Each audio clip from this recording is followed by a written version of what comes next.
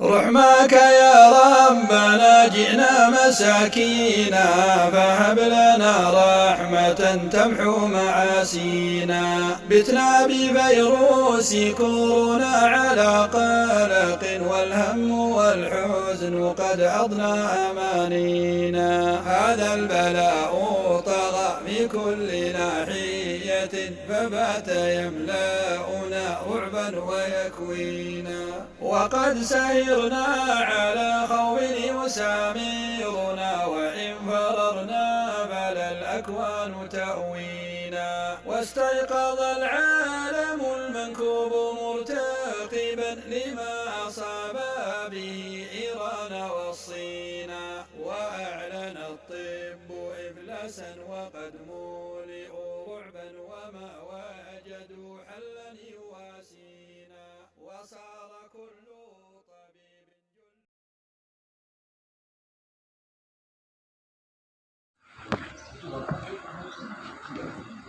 Bismillahirrahmanirrahim.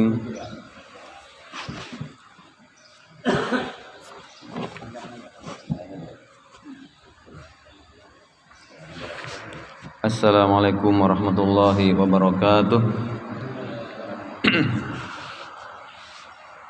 Innal hamdalillah nahmaduhu wa nasta'inuhu wa nastaghfiruh wa na'udzu billahi min shururi anfusina wa min sayyiati a'malina. Man yahdihillahu fala mudhillalah wa man yudlilhu fala hadiyalah.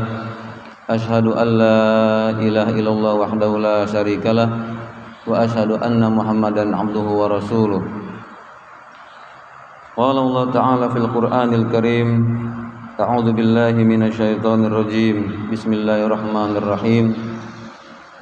Ya ayyuhalladzina amanu taqullaha wa qulu qawlan sadida yuslih lakum a'malakum wa yaghfir lakum dzunubakum wa may yuti'illaha wa rasulahu faqad faza fawzan 'azima. Amma ba'du. Kaum muslimin jamaah salat subuh yang dirahmati oleh Allah Subhanahu wa taala. Alhamdulillah Allah Subhanahu wa taala telah memberikan kepada kita nikmatnya yang sangat besar, nikmatnya yang sangat agung, yang sangat mahal, yaitu nikmat Islam dan nikmat bisa diberikan Islam.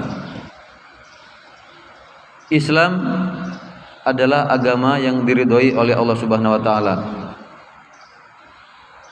Islam sebagai kunci untuk bisa masuk ke dalam surga. Dan alhamdulillah kita diberikan hidayah Islam oleh Allah Subhanahu wa taala di saat kebanyakan manusia di atas dunia ini belum memeluk al-Islam.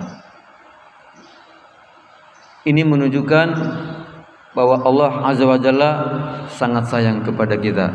Kita diberikan nikmat Islam, diberikan nikmat iman, bahkan bisa diberikan kekuatan untuk bisa memperkuat keimanan, untuk bisa mengamalkan amal soleh.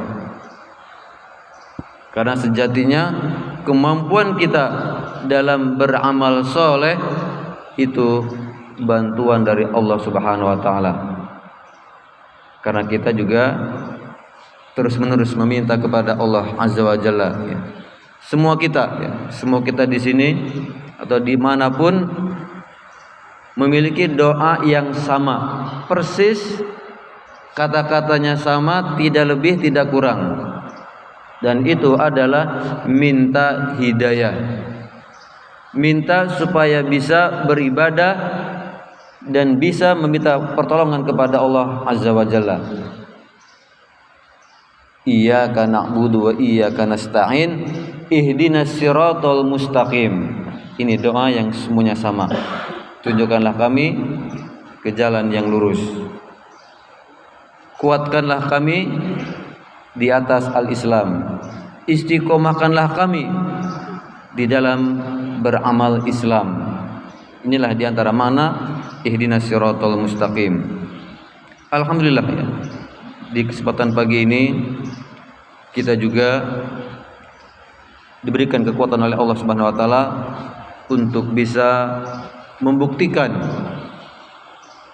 syukur kita kepada Allah Azza wa Jalla, dan bisa juga membuktikan cinta kita kepada Rasulullah sallallahu alaihi wasallam. Kita sekarang berada di bulan apa hijriahnya nih? Muharram apa Safar? Rabiul Awal ya. Kita sudah berada di bulan Rabiul Awal. Sebuah bulan ya, yang walaupun menurut ahli sejarah ya, masih berada khilaf di antara mereka tanggal berapa tepatnya dan bulan apa kelahiran baginda Rasulullah sallallahu alaihi wasallam. Namun yang masyhur bahwa beliau dilahirkan di bulan Rabiul Awal. Di bulan tersebutlah Allah Azza wa Jalla ya, memunculkan seorang manusia yang paling mulia. Manusia yang paling mulia dari sekian manusia, bahkan dari sekian para nabi dan para rasul. Dengan keberadaannya lah ya, menjadi pembeda antara al-haq dan batil. Dengan keberadaannya lah kita bisa mendapatkan antara kebahagiaan dan kesengsaraan. Yang mengikuti beliau akan mendapatkan kebahagiaan, yang menolak beliau jelas akan mendapatkan kesengsaraan yang abadi. Maka sering kita mendengar satu hadis ya, tentang adanya sahabat yang bertanya kepada Nabi kita Muhammad SAW tentang kapan hari kiamat itu. Dan jawaban beliau bahwa hari kiamat itu sudah pasti. Hari kiamat pasti akan datang.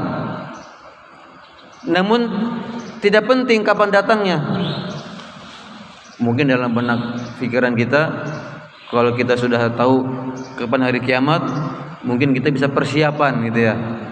Misalnya seminggu lagi hari kiamat, sekarang kita persiapan. Atau esok lusa kiamat, sekarang kita mulai persiapan. Besok-besok nggak usah siap-siap lah. Sekarang kita bertobatnya dan memperbanyak amal soleh. Bila perlu nggak usah tidur. Namun ternyata yang terpenting bukan mengetahui kapan hari kiamat terjadi, tetapi kata Nabi SAW bertanya kepada orang yang tadi juga bertanya ya, wa ma a'dadtalah, yang terpenting adalah apa yang telah engkau persiapkan untuk menghadapinya. Percuma ya menurut kita tahu kapan hari kiamat tapi besok meninggal dunia, berarti kan belum sempat persiapan. Maka yang terpenting adalah wa ma a'dadtalah, engkau bertanya kapan hari kiamat tapi sudah mempersiapkan belum untuk menuju hari tersebut. Jawaban sahabat ini, wa ma a'dadtu bikabirin ya. Ada lagi riwayat wa ma a'dadtu bikatsiri amalin ya. Wahai Nabi, saya belum menyiapkan dengan amalan yang besar. Saya belum menyiapkan amalan yang banyak.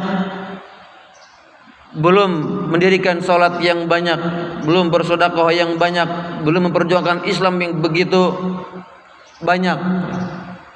Hanya saja kata sahabat ini, uhibbullaha wa uhibbur rasul. Saya cinta kepada Allah dan saya cinta kepada Rasulnya ya sallallahu alaihi wasallam. Mendengar jawaban ini, Rasul pun memberikan jawaban, anta ma'aman ahbabta. Kamu akan dikumpulkan bersama orang yang engkau cintai. Allahu Akbar. Ini nikmat luar biasa. Ketika sahabat ini menyatakan saya cinta kepada Allah dan cinta kepada Rasulnya, kata Nabi, engkau akan dikumpulkan bersama orang-orang yang engkau cintai. Maka begitu pun dengan kita. Ketika kita tahu keutamaan hadis ini, maka kita pun harus mencanangkan dalam diri kita, saya cinta kepada Allah dan cinta kepada Rasulnya sallallahu alaihi wasallam. Semoga kita semua dikumpulkan bersama beliau di surga Allah Azza wa Jalla nanti. Amin ya rabbal alamin.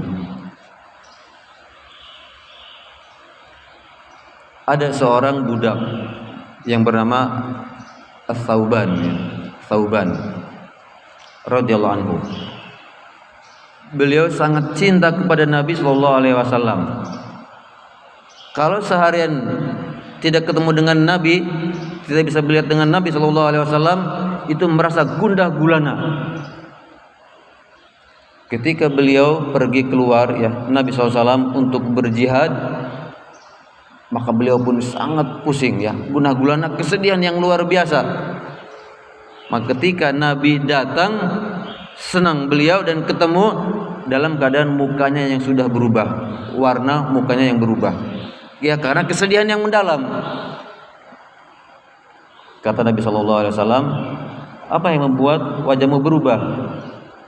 Kata Sauban, saya tidak sakit wahai Rasul, saya tidak demam, saya seperti ini karena saya kangen ingin melihat wajahmu.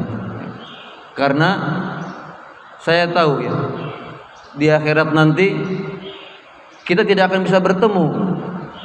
Engkau akan masuk ke dalam surga dan surgamu tinggi bersama para nabi, sedangkan aku walaupun masuk ke dalam surga paling-paling di derajat yang paling bawah. Kecintaan yang luar biasa dari Sauban radhiyallahu anhu ini betul-betul sampai merubah wajahnya, kangennya luar biasa, ingin melihat wajah Nabi sallallahu alaihi wasallam. Namun atas peristiwa ini turun firman Allah Subhanahu wa taala.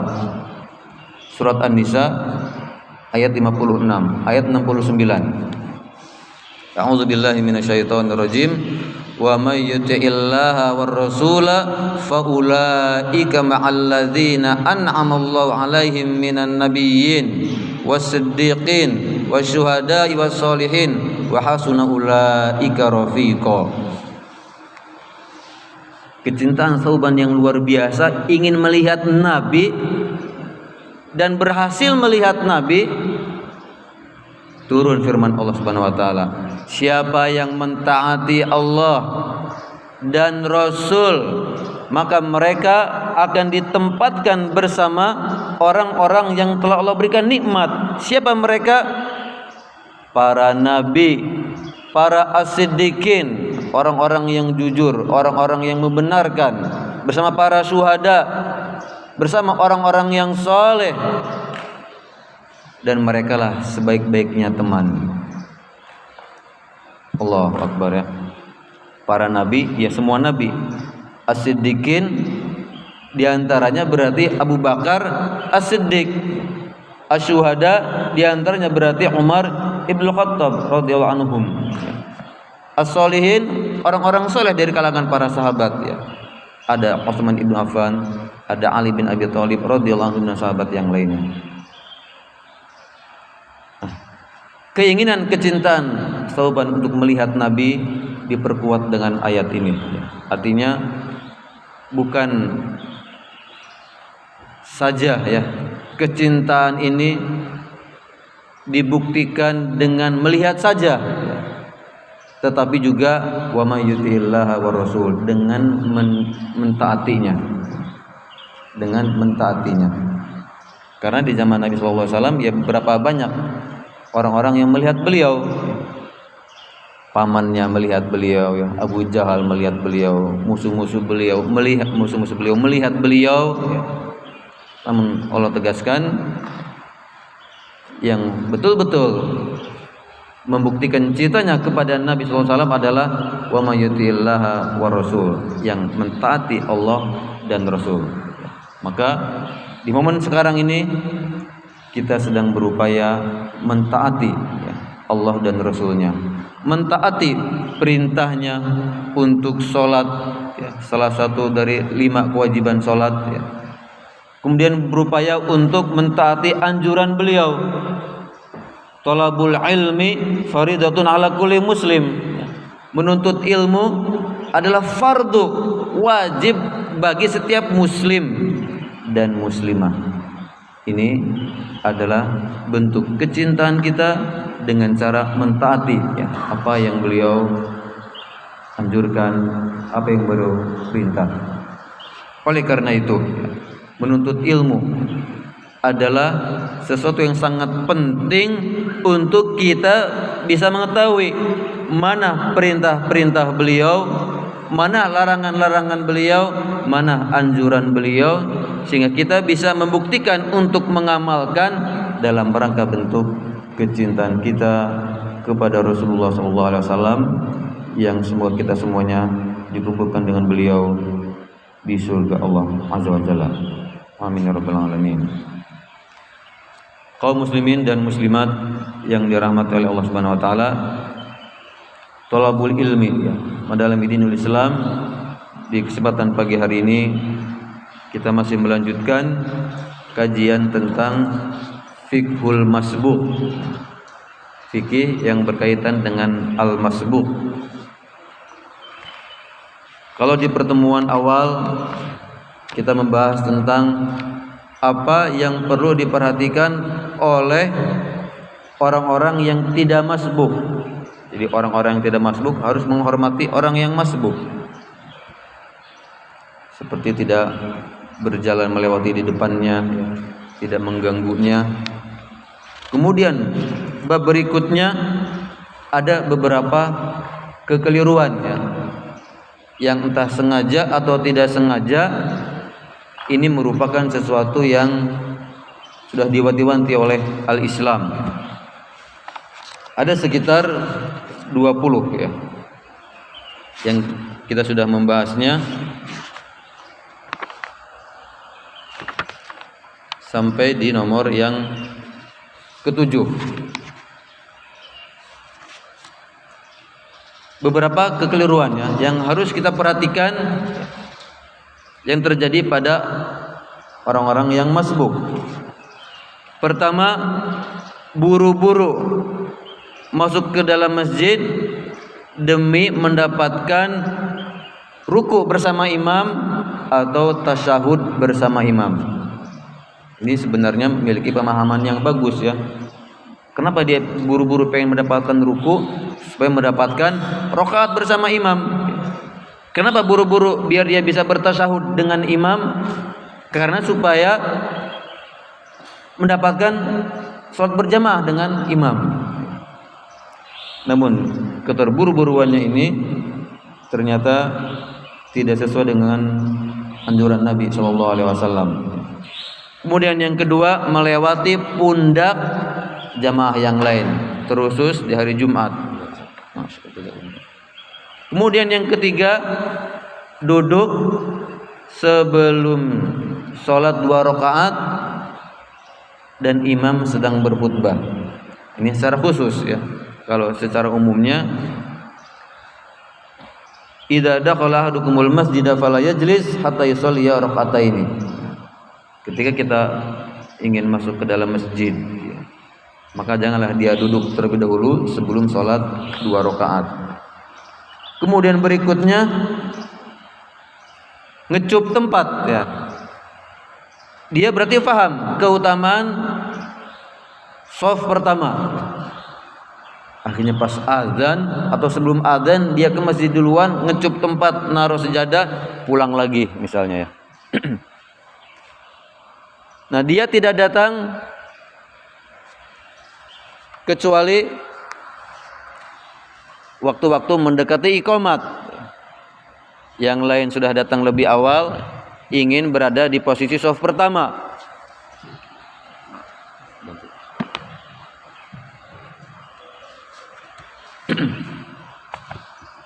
Ya, ngecup tempat,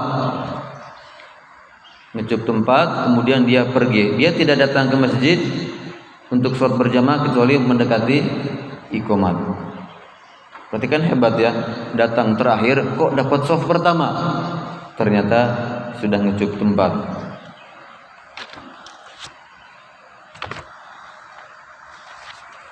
Kemudian berikutnya melepas kedua alas kaki di tempat-tempat yang memang layak dan cocok kalau sholat di situ menggunakan alas kaki. Dan di sini merupakan sunnah Rasulullah SAW tidak melepas alas kaki di tempat-tempat yang cocok tentunya ya. Kalau di masjid ya jelas tidak maslahat, bahkan mendatangkan mafsadat. Kemudian yang keenam, karena khawatir tidak mendapatkan sholat berjamaah, maka dia sholat dalam keadaan menahan dari keinginannya untuk membuang air besar atau buang air kecil, atau bahkan lapar yang sangat setelah dihidangkan makanan. Maka menahan tiga hal ini merupakan kekeliruan, ya, karena ada petunjuk dari Nabi SAW, la sholata bihadri ta'am wala huwa yudafi'uhu al-akhbathan. Tidak ada sholat ketika dihidangkan makanan atau dia dalam keadaan menahan diri untuk buang air besar atau buang air kecil. Kemarin sudah dibahas bagaimana pengertiannya, ya. Kemudian yang terakhir, ya, as-sur'atu fit tanazzuhi minal baulil yudrika al-jamaah. Buru-buru untuk bersuci setelah buang air kecil, buru-buru buang air kecilnya, buru-buru bersucinya untuk mendapatkan sholat berjamaah. Untuk mendapatkan sholat berjamaah berarti faham, ya, tentang keutamaan sholat berjamaah yang dia ketahui dari awal takbiratul ihram sampai salam. Maka dia khawatir ketinggalan, dan ketika dia buang air kecil yang biasanya bersuci rada lama, karena antara satu dengan yang lainnya kan berbeda, ya.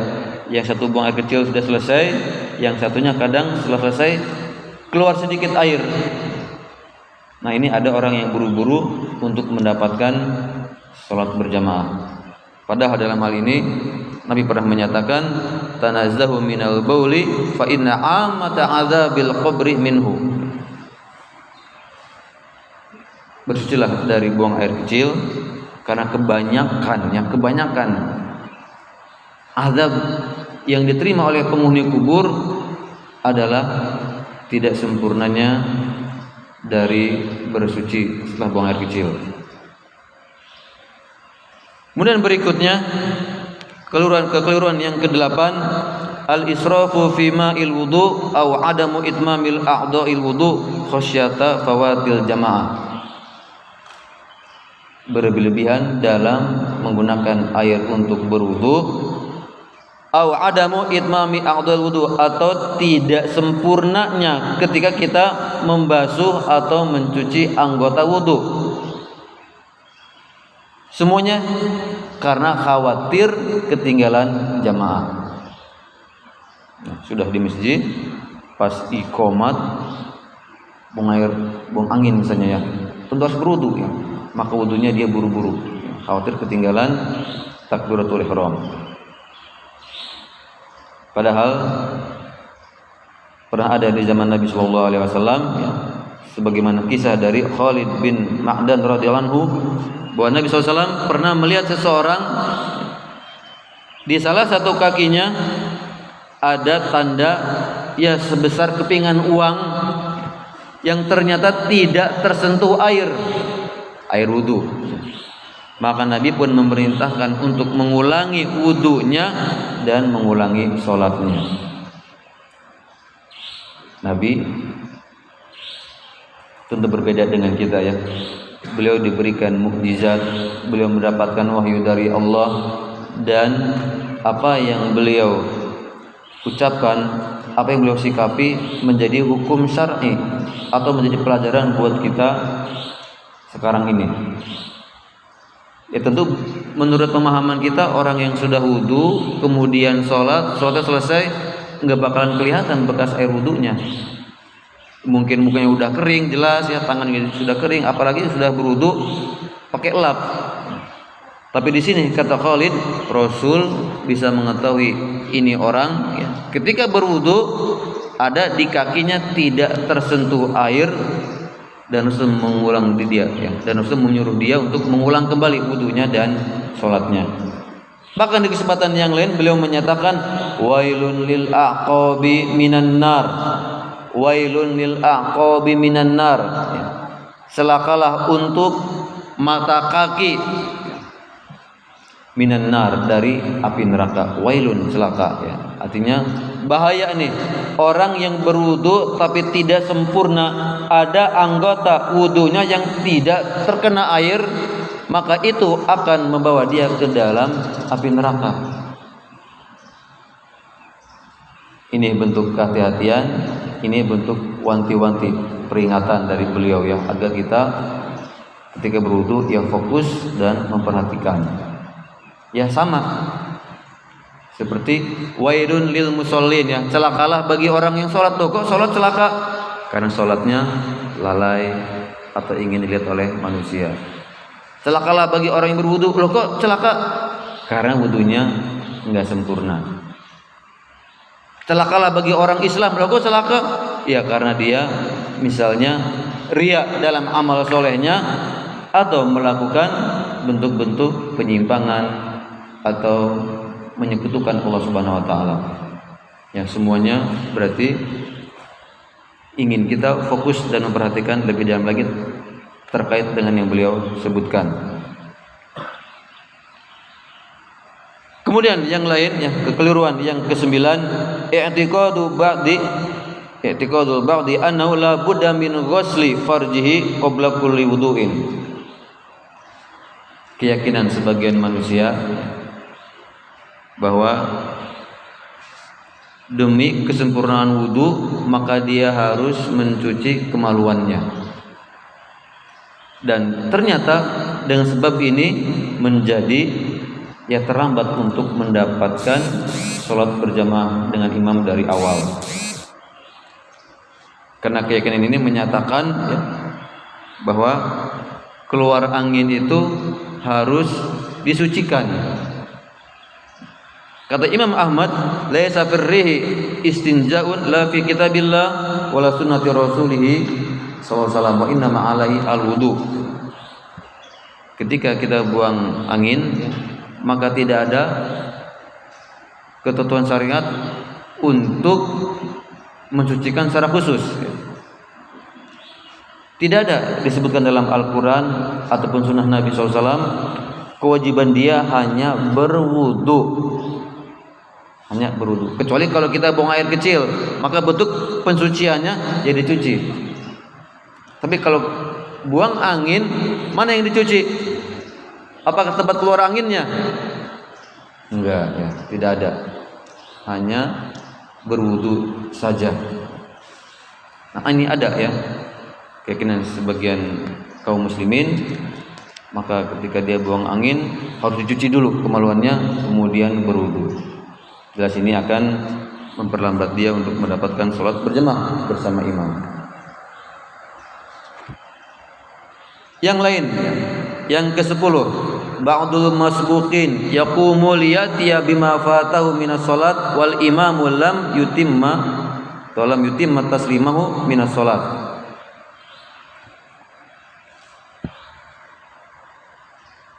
Sebagian masbuk yang ingin menyempurnakan kekurangannya, dia bangkit untuk menambah sholat, tetapi imamnya belum sempurna salam.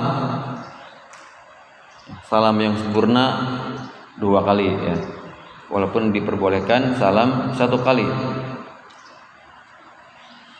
Nah ini ada masbuk ya. Baru at-tasyahud, belum salam dia udah berdiri untuk menyempurnakan kekurangannya. Ini jelas menyelisihi ketentuan dari Nabi sallallahu alaihi wasallam, innama ju'ilal imamu liyutamma bihi fa idza kabbara fakabbiru wa idza raka'a farka'u, dan selanjutnya. Imam itu kita jadikan tujuannya untuk diikuti. Ketika imam takbir maka langsung kalian takbir. Ketika imam ruku maka rukulah. Ketika imam bangkit maka bangkitlah. Ketika imam sujud maka sujudlah. Ini perintah dari Rasulullah SAW. Makmum itu untuk diikuti.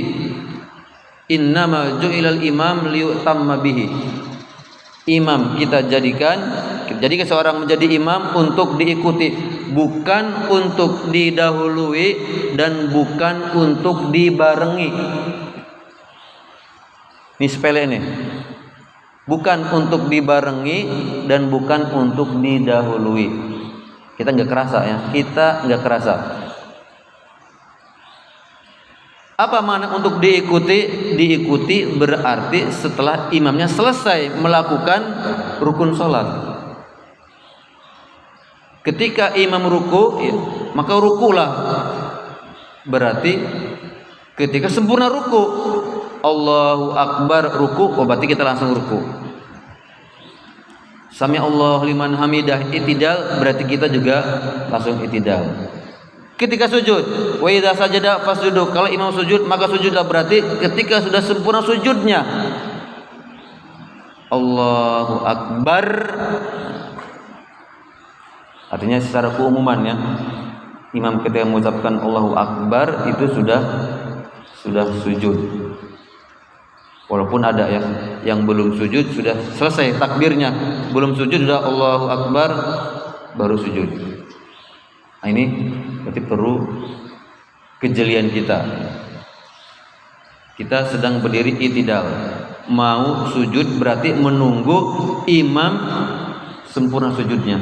Jangan sampai belum sujud kita sudah bergerak, maka itu namanya menyamai, ya, membarengi, bukan mengikuti. Begitupun ketika bangkit, harus setelah sempurna duduk, harus setelah sempurna sujud, harus sudah sempurna berdiri. Kan kadang ada ya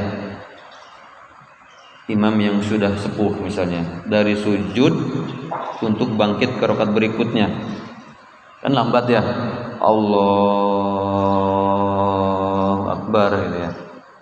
Kadang makmum udah nggak sabaran ya, belum Allahu Akbar udah berdiri duluan, padahal imamnya belum sempurna berdiri itu. Harus sudah sempurna berdiri baru kita berdiri.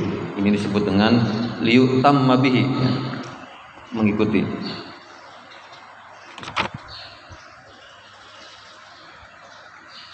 Tentang masalah menyempurnakan kekurangan kita harus dilakukan setelah imam salam, diperkuat dengan kisah Nabi SAW dalam perang Tabuk ya. Cerita dari Al-Mughirah bin Syu'bah. Nabi SAW dan para sahabatnya berperang Tabuk ya, atau berjuang di perang Tabuk. Ketika sholat fajar, Rasulullah terlambat, ta'akhkhara an salatil fajri. Maka para jamaah pun meminta kepada Abdurrahman bin Auf untuk menjadi imam. Selesai satu rakaat, di rakaat yang kedua fa'adraka Rasulullah SAW ihda rakataini. Rasul datang dan mendapati rakaat yang kedua. Maka beliau pun sholat bersama yang lainnya. Ketika Abdurrahman bin Auf salam, maka Rasulullah pun bangkit untuk menyempurnakan kekurangannya. Ini menjadi petunjuk menyempurnakan kekurangan setelah imam salam. Berkata Imam An-Nawawi, ketahuilah ya bahwa hadis ini memiliki faedah yang sangat banyak. Di antaranya bahwa seorang masbuk boleh selesai untuk mengikuti imam, artinya mufaraqah, berpisah dari imam setelah imam salam. Kata Imam An-Nawawi, ittafaqa ashabuna, para sahabat kami, ulama-ulama madzhab Asy-Syafi'iyah sepakat, yustahabbu lil masbuk alla yaquma liyati bima baqiya alaihi illa ba'da faragil imam minat taslimataini. Disukai, dicintai, disunahkan bagi masbuk agar menyempurnakan sholatnya, menambah kekurangannya setelah imam melakukan dua salam, salam kanan, salam kiri, baru kita berdiri. Nas dari Imam Asy-Syafi'i, yang ucapan beliau, wa man sabaqahu al-imam bi syai'in minas salat fala yaqumu liqada'i ma 'alaihi illa ba'da faragil imam minat taslimataini. Siapa yang masbuk entah itu 1 rakaat atau 2 rakaat, maka janganlah dia berdiri untuk menambah kekurangannya kecuali setelah imam salam 2 kali. Berikutnya, al-ba'du idza dakhala wal imamu raqi'un tanahnaha aw qala innallaha ma'as sabirin ay yuhaddithu ba'dul aswat kat tahlil wat tasbih wal ba'du yadribu bi qadamihi 'alal ardi. Entah sengaja atau tidak ya, sebagian masuk ke dalam masjid di saat imam dan para jamaahnya ruku, maka dia berdaham dia ngasih kode kepada imam ya. Atau ada yang dengan sengaja mengucapkan innallaha ma'as sabirin, sesungguhnya Allah bersama orang-orang yang sabar. Allah mencintai orang-orang yang sabar. Maksudnya imam sabar dikit sih, jangan dulu i'tidal gitu ya. Nunggu kami nih yang baru masuk biar kami bisa ruku dan mendapatkan 1 rakaat. Innallaha ma'as sabirin. Ada yang ada lagi yang mengucapkan at-tahlil wat tasbih ya. La ilaha illallah, la ilaha illallah. Biar kedengaran sama imam, atau subhanallah, subhanallah biar kedengaran. Atau yang lainnya memukulkan kakinya ke lantai. Ya, artinya menginjak dengan suara keras, gedebuk-gedebuk lah gitu ya. 1 kode biar imam nunggu sebentar. Jelas tujuannya untuk menunggu imam, dan ini ternyata merupakan kekeliruan ya. Karena perintahnya masuk ke dalam masjid dalam keadaan sakinah ya, dalam keadaan tenang ya, atau waqor ya, berwibawa, artinya kalem gitu ya, dan tidak mengganggu orang yang sedang sholat, entah dengan gerakan atau dengan ucapan. Kecuali anak kecil ya. Anak kecil ya kebiasaannya ya, karena masih era-eranya ya, masa-masanya untuk bolak-balik atau bersuara keras walaupun sudah sholat. Kita yang memahami hanya ada kewajiban untuk mengingatkan. Dalam keadaan ini tidak masalah ya, sebagaimana pembahasan yang lalu, untuk imam ketika merasakan ada masbuk yang baru datang, orang yang atau jamaah baru datang di saat sedang ruku, untuk memperlama rukunya dengan tujuan ya supaya dia bisa bergabung, tetapi juga harus memperhatikan kondisi para jamaah ya. Jangan betul-betul lama sehingga mengganggu yang sudah ada. Sedang ruku bunyi suara mobil ini ya. Bunyi suara motor, ada parkiran nih, ditunggu. Ternyata yang turun dari mobil wudu dulu ya, nutup dulu, pakai peci dulu, pakai apa dulu, baru masuk. Dan ini jelas menunggu yang lama. Berikutnya, yatasabbab ba'du al-mutaakhirin fil man'i min dzikrillah was salat dakhilal masjid.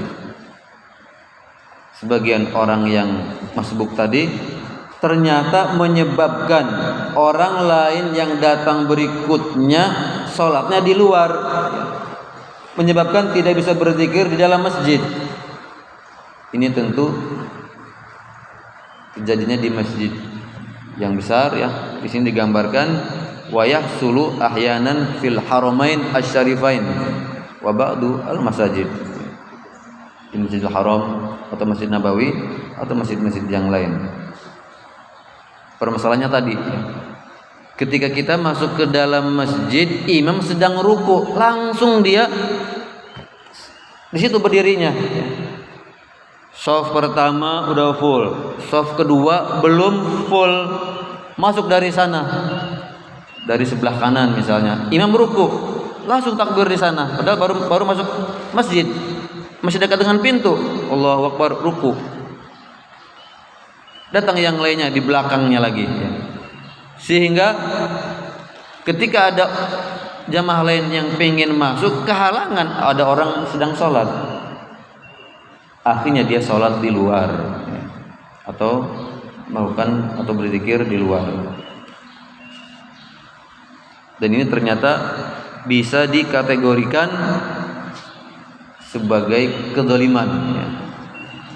Dalam surat Al-Baqarah ayat 114, "Wa man azlamu mimman mana'a masajidallahi ay yuzkara fiha ismuhu wa sa'a fi kharabiha." Siapa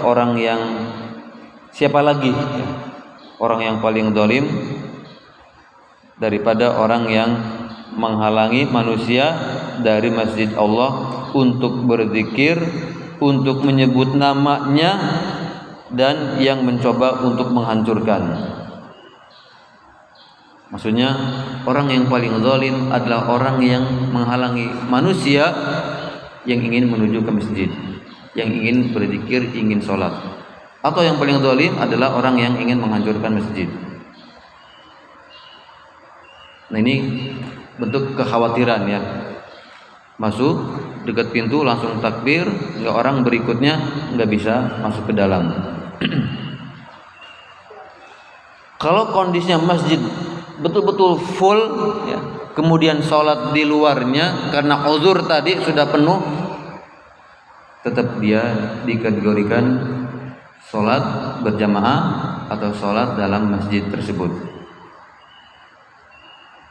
Ya, seperti Masjid Nabawi atau Masjid Al-Haramain ya, yang kita tahu keutamaannya. Sholat di Masjidil Haram di Mekah, berapa keutamaannya? Kita sholat di sana 1 kali, di sini sama dengan 100.000. Masjid Mekah itu sholat zuhur sekali sama dengan di sini kita sholat zuhur 100.000 kali. Luar biasa nih. Jadi pahala orang-orang Mekah banyak-banyak. Mereka sholat 5 kali, kita di sini sholat 5 kali, tapi bandingannya 100.000. Sholat di Masjid Nabawi, berapa bandingannya? 1.000 ya. Sholat zuhur sekali di Masjid Nabawi sama dengan sholat zuhur di sini 1.000 kali. Di Masjidil Aqsa, sholat sekali di sana, di sini sama dengan 500 kali. Sholat di Masjid Nabawi. Maka kalau ada orang sholatnya di luar Masjid Nabawi dapat pahala tidak? Ya, tinggal kita melihat kebijakan para ulama dalam mendefinisikan mana yang termasuk Masjid Nabawi. Kalau di luar ternyata bukan bagian dari Masjid Nabawi, maka tidak dapat pahala 1.000. Kecuali di sini disebutkan kalau sudah penuh melumpah ruah, akhirnya kepepet sampai ke jalan, tapi nyambung dengan shaf yang terus ke masjid, maka masuk dalam keutamaan ini. Kemudian kekeliruan berikutnya, takhirun nas an masyagilihim wal idraru bihim. Karena sebab keterlambatan dia membuat orang lain juga terlambat untuk pulang, terlambat untuk meneruskan kesibukannya atau mengganggu orang lain. Seperti apa gambarannya? Seperti seseorang yang datang terlambat kemudian karena buru-buru memarkirkan motornya asal ya, memarkirkan mobilnya ngasal. Mobil udah rapi, datang terlambat, terakhir nyilang gitu ya. Udah datang terlambat, kemudian dia sholat masbuk, udah gitu zikirnya lama, udah gitu sholat sunnah di sana, udah sholat sunnah ngobrol sama teman-temannya, udah ngobrol tidur lagi ya. Yang di parkiran, didorong nggak bisa, ditunggu lama gitu ya. Nah di situ terkadang muncul doa-doa sumpah serapah gitu ya, atau melaknat, ini siapa sih orang ini, kebangetan banget, enggak, akhirnya kan keluar tuh komentar-komentar yang miring ya. Dan ini masuk dalam keumuman hadis Nabi sallallahu alaihi wasallam, ittaqu al-la'inaini ya. Takutlah kalian kepada 2 orang yang melaknat, atau takutlah kalian kepada 2 sebab yang akan mendatangkan laknat. Qalu, para sahabat bertanya, wa mal la'inani ya Rasulullah, apa penyebab kedatangan munculnya dua laknat ini? Alladzi yatakhalla fi tariqin nas aw dhillihim, ya. Orang yang membuang kotoran di jalan atau di tempat orang berteduh. Apakah dengan buang air kecil di jalanan, atau di tempat berteduh, di tempat orang menunggu, atau dalam bahasa kita di halte, ya. Takutkah kalian dua amalan ini yang bisa mendatangkan laknat? Intinya yang bisa mengganggu manusia. Orang yang buang air kecil di halte, di tempat orang berteduh, atau di jalanan, apa yang terganggu? Kita lewat badan nggak sakit, nggak terganggu, ya kan? Paling mata kita yang ngerasa sumpek gitu ya. Ngeliatnya tuh balik lagi gitu ya. Atau penciuman kita yang terganggu hanya karena buang air kecil sembarangan tadi di ruang publik, ya. Ternyata penciuman kita terganggu. Allahu Akbar. Ini syariat Islam luar biasa nih. Syariat Islam betul-betul memperhatikan kehormatan seorang muslim, ya. Seorang muslim yang terganggu matanya oleh orang lain, seorang muslim yang terganggu penglihatannya, seorang muslim yang terganggu penciumannya, dibuat syariat, ya. Dijadikan adanya satu ketentuan. Ya, kalau bahasa gampangnya, siapa yang mengganggu penciuman seorang muslim dapat laknat. Walaupun di sini lafadznya tadi yang buang air besar di jalan, atau buang air kecil, atau mengganggu manusia. Dan ini ternyata hadisnya dipaskan dengan kejadian tadi, orang yang parkirnya ngasal sehingga membuat orang lain terganggu. Yang terganggu kan bukan terganggu fisiknya, mata juga enggak, penglihatan enggak, penciuman pun tidak. Apa yang terganggu? Ya, kesibukan dia. Dia punya kepentingan, terganggu. Maka dari sini kita bisa meluaskan atau mengkiaskan dengan peristiwa-peristiwa atau kejadian lain dalam kebiasaan kita. Apa nih yang ternyata bisa mengganggu orang lain, ternyata mendatangkan laknat dari Allah Subhanahu wa taala. Kita mau buru-buru ke rumah sakit, kita buru-buru mau kerja, ternyata banyak orang di luar. Apa tuh? Ngangkat-ngangkat tulisan misalnya, ya. Apa gitu. Sehingga kita terhenti. Dongkol kita, istri mau melahirkan, pekerjaan ini, waduh, ini kantor terlambat, dimarahin nih, segala macam. Nah, seperti demo, ya. Dari situ mengganggu, ya. Ya, kecuali kalau di tempat tertentu gitu, ya, sudah disediakan atau menggunakan jasa aparat keamanan untuk mengaturnya, tapi tetap jelas itu akan memperlambat. Ada pertanyaan muncul, nggak tahu benar apa tidak nih, ya.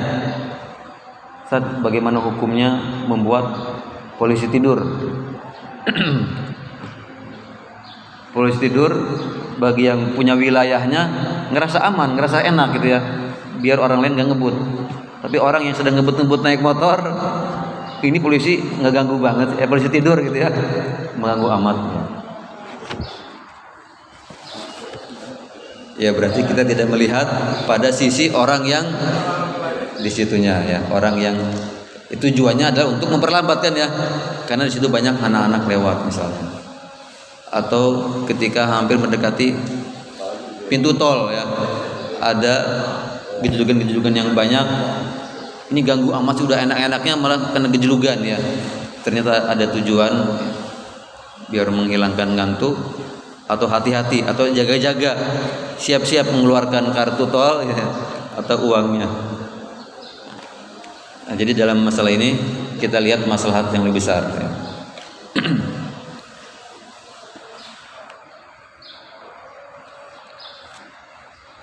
Dalam hal ini juga ada satu hadis dari Nabi Sallallahu Alaihi Wasallam, la dororo wala diror, la dororo wala diror. Janganlah dia membuat kemudorotan buat orang lain, dan juga kemudaratan buat dirinya. La darara, kemudaratan buat dirinya atau kemudaratan buat orang lain. Atau mana yang lain, jangan dia melakukan kemudaratan buat orang lain atau membalas orang lain dengan kemudaratan. La darara wala dirar. Ini hadis Nabi yang menjadi kaidah yang sangat penting. Segala sesuatu yang memudaratkan buat dirinya, apalagi memudaratkan buat orang lain, itu haram ya. La darara. Jangan, yang namanya jangan berarti larangan. Apa saja ya yang bisa mengganggu dirinya apalagi orang lain, atau dua-duanya ya, mengganggu dirinya dan orang lain. Bunuh diri di jalanan misalnya, dirinya terdolimi, orang lain juga jadi terdolimi, malah kena delik apa tuh, delik hukum ya, di penjara atau yang lainnya karena menabrak orang. Nah, orang sengaja bunuh diri, udah sama dia mendolimi dirinya dan juga orang lain. Ini apa saja ya yang bisa merusak dirinya atau mengganggu kesehatan orang lain. Dalam hal ini Nabi SAW memberikan satu solusi ketika misalnya kelupaan tadi bagi orang yang memarkirkan salah ya, kemudian dia masbuk lalu dia ingat ya, dia harus segera ke tempat parkiran karena dia bakalan ditunggu oleh orang banyak kalau dia ingat ya. Terus bagaimana dengan dia sholat sunnahnya? Solusi sholat sunnah, kata beliau, inna afdala sholatil mar'i fi baitihi illal maktubah. Sholat yang paling afdol bagi seorang muslim adalah yang dilakukan di rumah, kecuali sholat wajib. Nah ini ya, berarti sholat sunnah yang afdol adalah di rumah, sholat wajib di masjid. Bahkan beliau pun memberikan keutamaan ya. Sholatur rajuli tatawu'an haitsu la yarahun nas ta'dilu sholatahu ala a'yunin nas 25. Salat sunnahnya seseorang di tempat yang tidak kelihatan oleh orang lain, maka pahalanya menyamai dengan 25 dari sholatnya ketika dilihat oleh orang. Paham ya maksudnya ya? Berarti sholat di rumah mendapatkan 25, sholat sunnah di masjid, maksudnya sholat sunnah yang kelihatan orang, ya berarti 1, karena perbandingan ya 1 dan 25. Bolehkah sholat sunnah di masjid? Ya boleh ya. Daripada pulang enggak sholat sunnah. Ya, ada kan saya sholatnya di rumah aja, sholat sunnahnya. Udah sampai rumah ada makanan, makan ya. Udah sholat udah pulang ke rumah ngantuk, atau di tengah jalan buang angin, pengen wudu lagi males, udah tiduran langsung ya. Di masjid bisa ya. Kita lihat, masih banyak orang nih, tahan dulu. Ketika sudah nggak ada orang, baru sholat sunnah masuk nih. Karena hadisnya sholat sunnah seseorang di tempat yang tidak dilihat oleh orang-orang. Berarti di masjid juga kalau nggak ada orang, maka masuk dalam hadis ini atau di rumah. Intinya adalah sholat sunnah. Dan ini bisa kita siasati. Waktu antara azan dan iqamat sholat subuh berapa menit di sini? Kayaknya 7 menit kayaknya ya. 7 menit misalnya nih. Sholat sunnah qobliyahnya di rumah. Biar mendapatkan keutamaan ini. Sholat sunnah 2 rakaat di masjid, di rumah. Pas ke masjid, imam sudah sholat, sudah takbir. Berarti dia mengutamakan yang sunnah, tapi melupakan yang wajib. Harus pasang strategi gitu ya. Yang diutamakan adalah wajibnya. Betul bahwa sholat sunnah afdolnya di rumah. Tapi kalau ternyata di rumah ternyata menghilangkan keutamaan di masjid, maka kita sholat sunnahnya di masjid. Khususnya sholat qobliyah ya, qobliyah subuh atau qobliyah zuhur atau qobliyah yang lain, kecuali kalau rumah kita dekat dengan masjid dan tahu setelah azan itu ada spare waktu masih banyak. Azan selesai, rumah dekat masjid, sholat sunnah di masjid, sholat sunnah di rumah ya. Dan ketika ke masjid, secara prediksi perhitungannya belum, ya berarti belum. Ya berarti mendapatkan keutamaan yang lebih. Yang paling bisa sholat sunnah di rumah ya sholat ba'diyah. Tapi setelah maghrib ada pengajian di masjid nih. Kalau sholat sunnahnya di rumah nggak bakalan balik lagi gitu ya. Enak kalau udah sampai rumah, pengen makan, pengen segala macam. Ya sudah, berarti kita sholat sunnah ba'diyah maghrib di masjid untuk mengikuti pengajian misalnya. Innamal a'malu binniyat, amalan itu tergantung niatnya dan Allah akan jelas pasti mengetahui niat kita.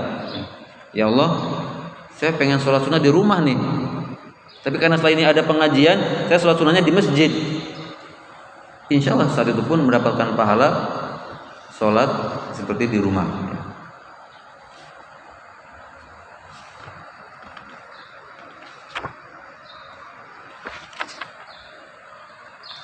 Terakhir ya untuk pertemuan hari ini kekeliruan yang ke-14, asyuru fi shafil qarib qabla ayyukammila shafal ladzi qablahu ya. Masuk di shaf yang terdekat sebelum menyempurnakan shaf sebelumnya. Shaf pertama belum full, sudah ada shaf kedua. Kita datang bergabung di shaf kedua. Ini merupakan kekeliruan karena seharusnya shaf itu yang pertama harus sempurna, kemudian berikutnya. Karena Nabi SAW pernah menyatakan, ala tasufuna kama tusuful malaikatu, tidakkah kalian mau bershaf sebagaimana shafnya para malaikat di sisi Rabbnya? Kata para sahabat, bagaimana para malaikat bershaf? Kata beliau, yutimmuna sufufal uwal wa yatarasawna fi shafi. Mereka menyusun rapi dulu di shaf pertama, baru shaf berikutnya. Hadis yang lain yang lebih detail ya. Atimus shafal muqaddam tsumma alladhi yalihi fama kana min naqsin falyakun fi shafil muakhkhar.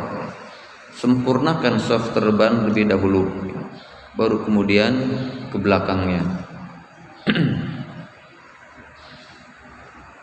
Nah, termasuk kekeliruan ya, kita masuk ke dalam masjid langsung berada di shaf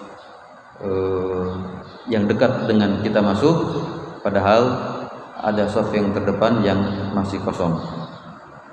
Lebih berbahaya lagi kalau kita sholatnya sendirian ya. Shaf pertama belum full, kita datang lalu berdiri di shaf kedua sendirian. Kalau sholat ini sampai selesai kita masih dalam kesendiriannya, maka sholatnya harus diulang ya. Yang nanti ini akan kita bahas di bab berikutnya. Wallahu a'lam bishawab. Ini yang bisa kita bahas. Semoga kita semua selalu diberikan taufik dan hidayah Allah Subhanahu wa taala, diistiqomahkan dalam menjalankan al-Islam, dan kita semua bersama orang-orang yang kita cintai dimasukkan ke dalam surga firdausnya. Amin ya rabbal alamin. Sebelum ditutup ya, kalau ada hal-hal yang ingin diperjelas silakan.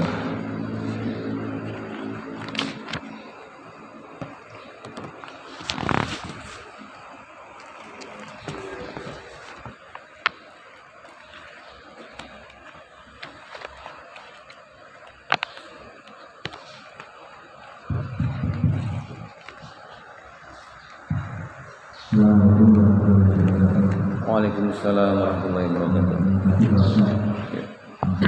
Pertanyaan yang Indonesia, 42 pertanyaan aja. Yang pertama, mungkin bisa menjelaskan sholat wusta. Sholat apa? Wusta.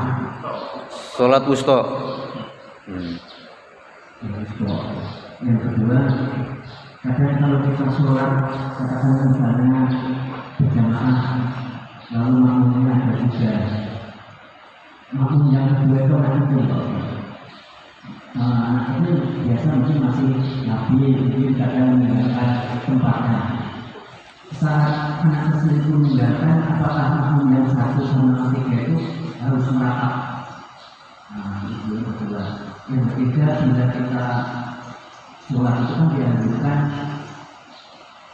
sholat walau bagaimanapun kondisinya, walau dalam perjalanan. Dalam perjalanan ini, misalnya kita naik kereta atau bus, kita kan sholatnya mungkin dalam isyarat atau mungkin batik. Apakah dalam perjalanan itu nanti kan arahnya itu kan juga kita itu menghadap ke barat atau itu gimana? Lalu yang terakhir, banyak ya. itu kalau kita dalam sholat Jumatan, itu kalau misalnya ketinggalan, apakah kita langsung ikutin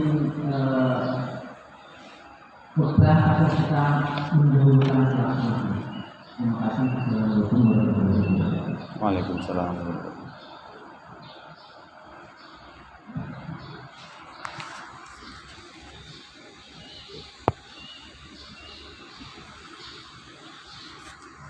Bentar.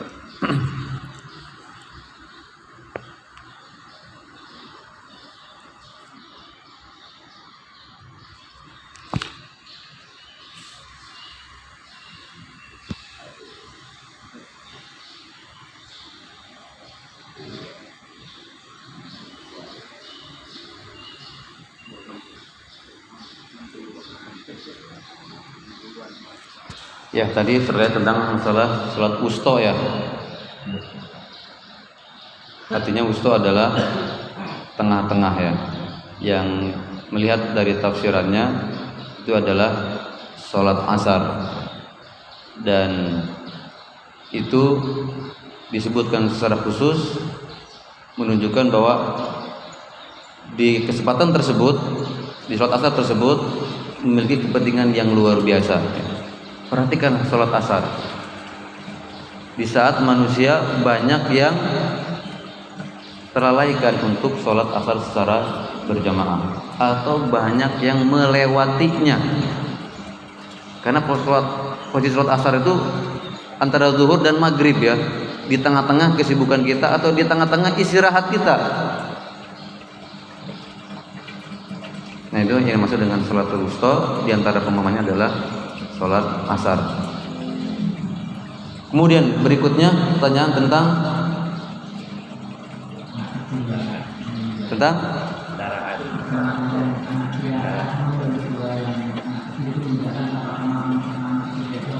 oh ya, yang sholatnya bertiga itu ya,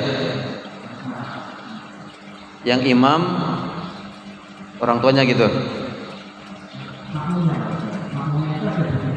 Makmum ada 3. Oh iya.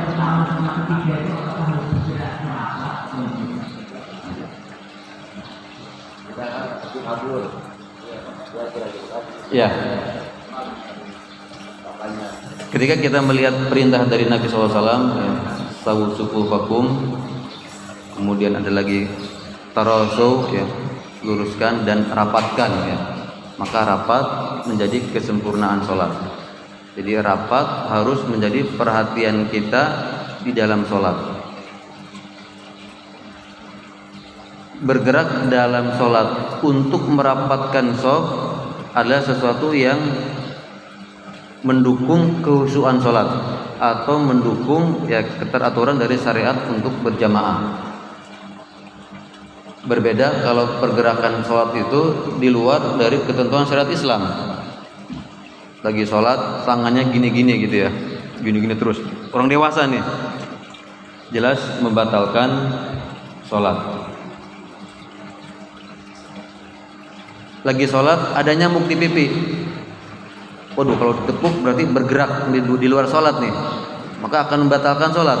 Tapi lihat, yang menjadi substansi inti dari sholat adalah kehusyuan dan tadi melakukan yang Rasul tentukan, ya, Rasul syariatkan, yaitu merapatkan shaf, khusyuk dan merapatkan shaf. Ketika ada nyamuk, kalau kita biarkan kira-kira akan khusyuk tidak sholatnya? Gurundang terus ya, ini nyamuk nih, pukul jangan gitu ya. Dipukul takut tangannya bergerak nih, takut batal gitu ya. Tapi kalau dibiarkan ya nggak khusyuk sampai akhir, ya maka kita hilangkan ya dengan tujuan untuk kita lebih khusyuk.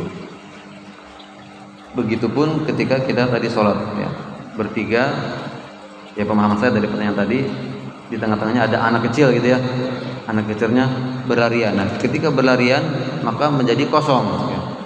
Apakah yang dua orang ini harus merapatkan shaf? Kita dalam hal ini harus punya prediksi.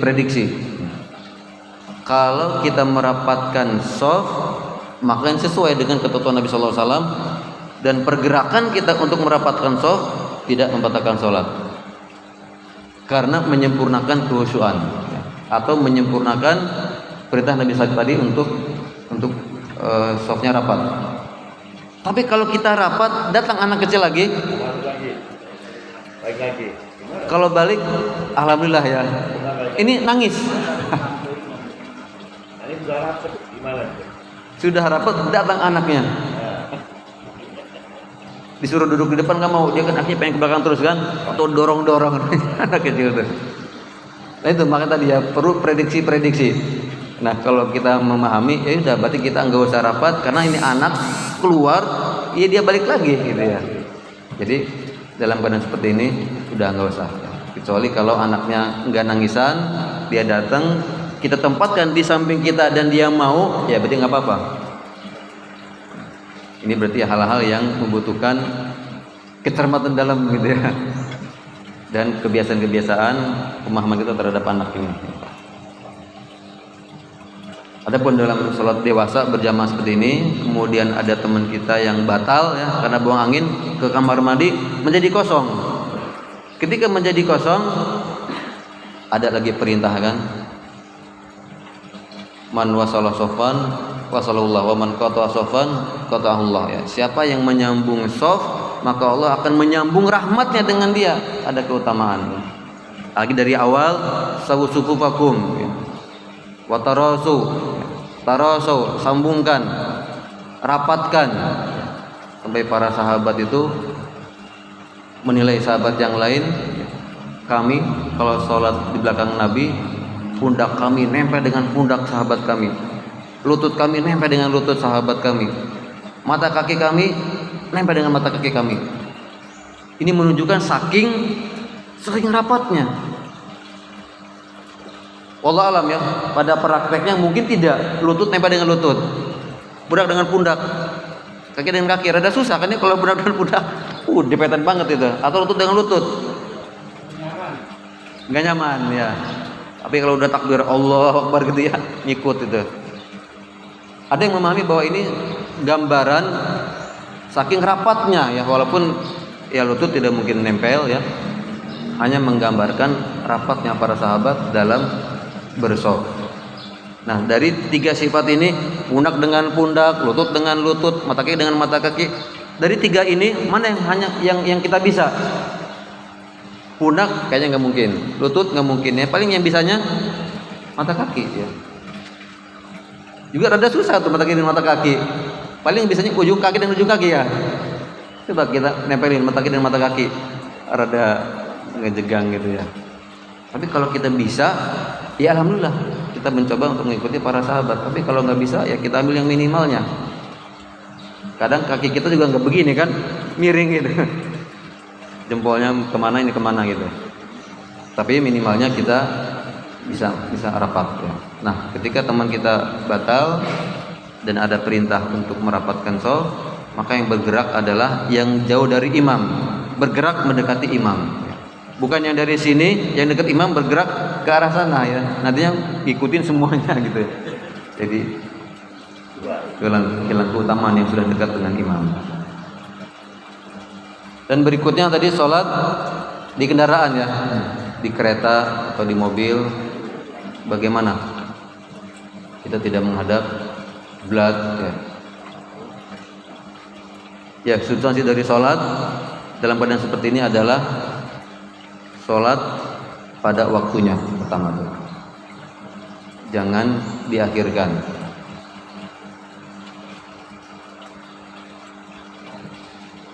Nabi SAW pernah ya sholat di atas kendaraan, kemudian membiarkan kendaraannya jalan kemanapun arahnya.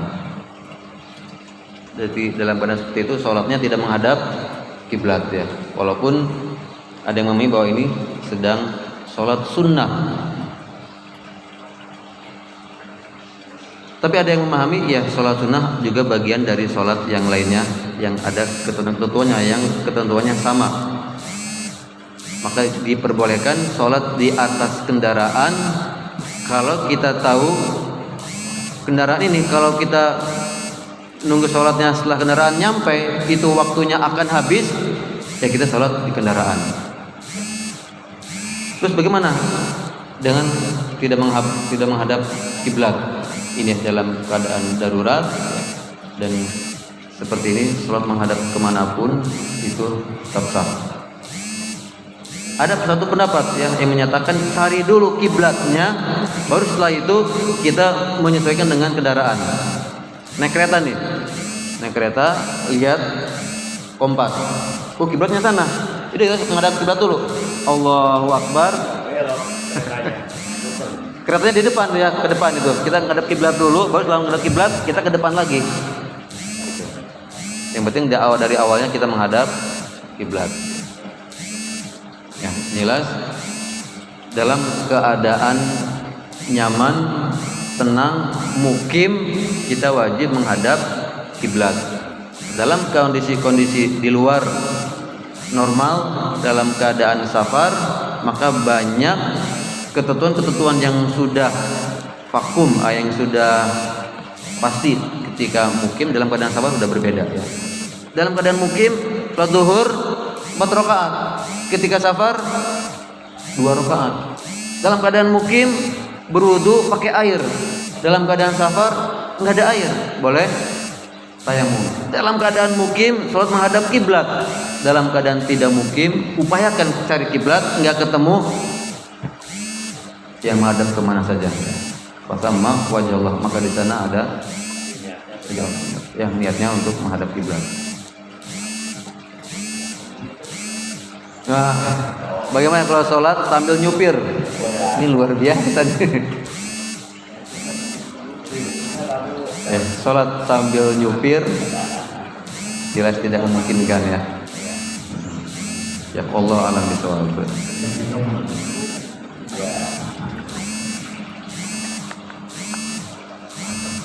Sudah tidak ada lagi, tadi ada 4 udah ya?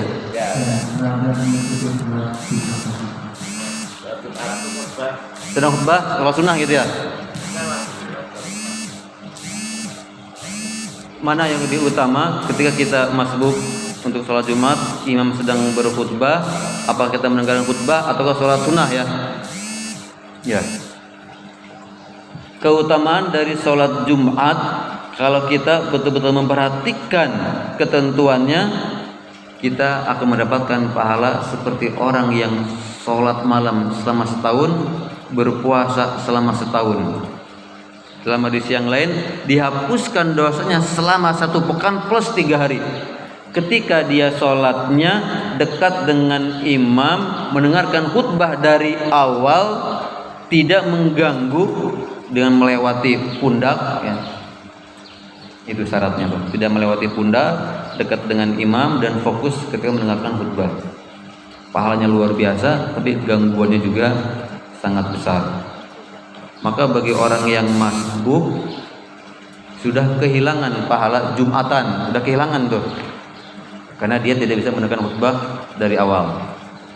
Maka masbuk atau bukan masbuk, ketentuan seseorang yang ingin masuk ke dalam masjid untuk duduk, maka dia harus sholat sunnah dulu. Memang mendengarkan khutbah adalah rukun ya, harus dari awal. Sedangkan sholat juga ketentuan dari Nabi, kalau pengen masuk dalam masjid jangan duduk sebelum sholat 2 rakaat. Jadi sholat 2 rakaat dulu dengan bacaan yang sederhana, yang cepat, kemudian baru mendengarkan khutbah. Bahkan Nabi SAW di tengah-tengah khutbahnya ya, sedang berkhutbah, lihat ada sahabat masuk langsung duduk. Beliau berhenti dari khutbahnya, bertanya, sudah sholat 2 rakaat belum? Belum. Bangun sholat dan dipercepat sholatnya biar bisa mendengarkan khutbah. Ya, dalam keadaan seperti itu maka diutamakan sholat sunnah tahiyatul masjid. Ya. Nah, terkecuali kita masuk ke dalam masjid, imam sudah duduk di atas mimbar dan azan sedang berkumandang. Azan sedang berkumandang. Kita gabungkan nih. Menjawab azan dapat pahala. Salat sunnah dapat pahala. Mendengarkan khutbah imam dari awal sampai akhir kesempurnaan Jumatan. Mana yang paling penting dari 3 hal ini? Kalau kita bisa gabungkan semuanya. Masuk ke dalam masjid, azan berkumandang. Kalau saya sholat sunnah, nanti nggak jawab azan. Tapi kalau saya sholat sunnah, kemudian kita sholat sunnah, berarti tidak menjawab azan ya. Tapi kalau kita menjawab azan dulu, tidak sholat sunnah, azan selesai, kemudian kita sholat sunnah, berarti kita tidak mendengarkan khutbah dari awal, yang itu merupakan rukun. Nah, atur strategi. Azan berkumandang, kita sholat sunnah. Segera sholat sunnah selesai, azannya masih, kita bisa menjawab azan. Setelah itu kita bisa mendengarkan khutbah dari awal, yang akan mendapatkan keutamaan besar tadi. Ya, menjawab azan bagus ya, hukumnya sunnah. Tapi kalau azan selesai kemudian imam khutbah, kitanya sholat, jelas kehilangan yang lebih utama. Ya, kita bermain strategi. Ya, wallahu a'lam bishawab. Kita cukup insyaallah. Ya, mudah-mudahan kita semua selalu diberkahi oleh Allah Azza wa Jalla. Amin ya rabbal alamin. Subhanakallahumma bihamdika asyhadu an la ilaha illa anta astaghfiruka wa atubu ilaik. Wassalamualaikum warahmatullahi wabarakatuh.